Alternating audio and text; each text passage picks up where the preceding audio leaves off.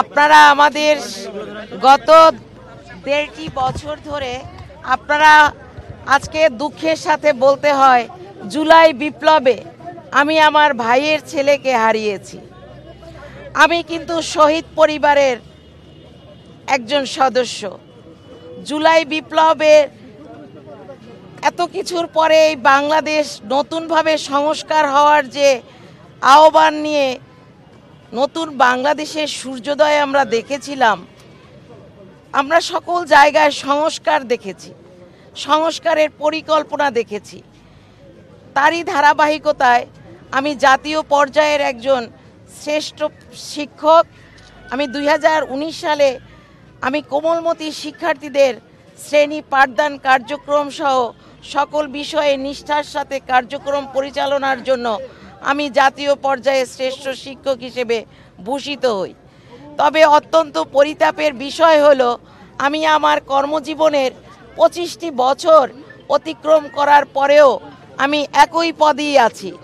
আমার নেই কোনো পদমর্যাদা, আমার নেই কোনো পদোন্নতি, আমার নেই কোনো টাইম স্কেল, আমার নেই কোনো শতভাগ পদোন্নতি এবং গ্রেডের বিভিন্ন ধরনের সমস্যা।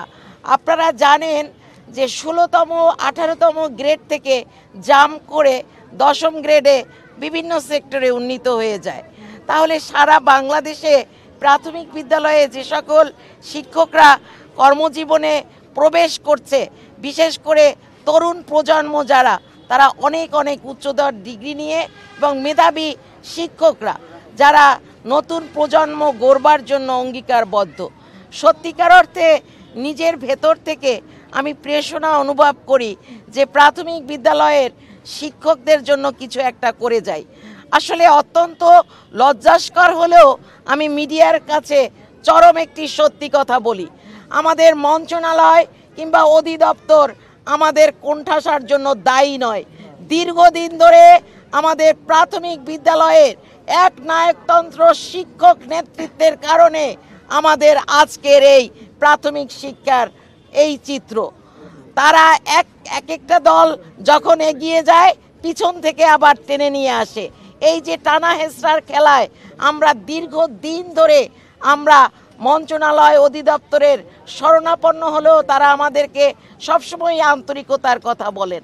তাই নিজেদের উদ্যোগে সাধারণ শিক্ষক হয়ে সারা বাংলাদেশের সকল শিক্ষকরা জুলাই বিপ্লবের বাংলাদেশে, সংস্কারের এই বাংলাদেশে প্রাথমিক বিদ্যালয়ের শিক্ষকরা বিভিন্ন সময়ে দাবি দেওয়ার জন্য রাজপথে নেমেছিল।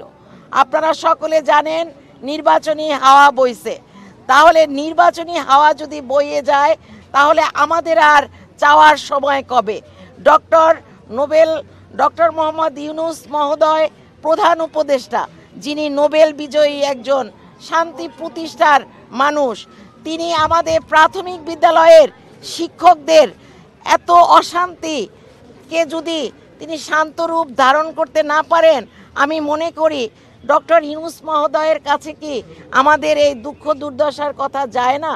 সংস্কার, সকল সংস্কার হোক, যে সংস্কার, শিক্ষা সংস্কার শুধু প্রাথমিক নয়, প্রাথমিক, মাধ্যমিক, কলেজ, ইউনিভার্সিটি। আমার কাছে মনে হয় জাতিকে যদি আপনার সমুন্নত করতে হয় শিক্ষা সংস্কারকে আগে নজর দিতে হবে।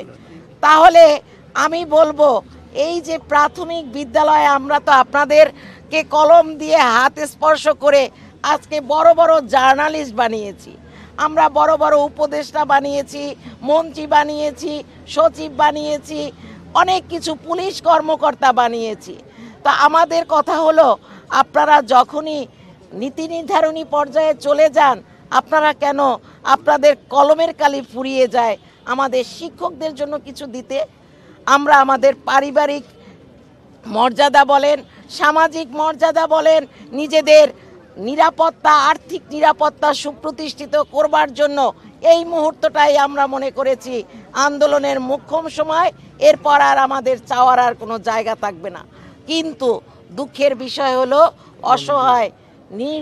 অসহায় আজকে প্রাথমিক বিদ্যালয়ের শিক্ষকদের যে বর্বরচিত হামলা রাজপথে হয়েছে, আমি মনে করব প্রাথমিক শিক্ষা নয়, শুধু সারা বাংলাদেশের সুশীল সমাজ থেকে শুরু করে ছাত্র সমাজ, শিক্ষক সমাজ সকলের জন্য আজকে একটি কলঙ্কিত অধ্যায় রচিত হয়ে গেল। আমরা আজকে কলম দিয়েছি, আমাদেরকে ফিরিয়ে দিয়েছে গ্রেনেড। আমি এসেছি মোহাম্মদপুর সরকারি প্রাথমিক বিদ্যালয়ে, আমি কর্মরত আছি এবং আমি এই আন্দোলনের, আমি 10ম গ্রেডের এই আন্দোলন এবং 3 দফা দাবির এই আন্দোলনের একজন ক্ষুদ্র আহ্বায়ক হিসেবে কাজ করছি।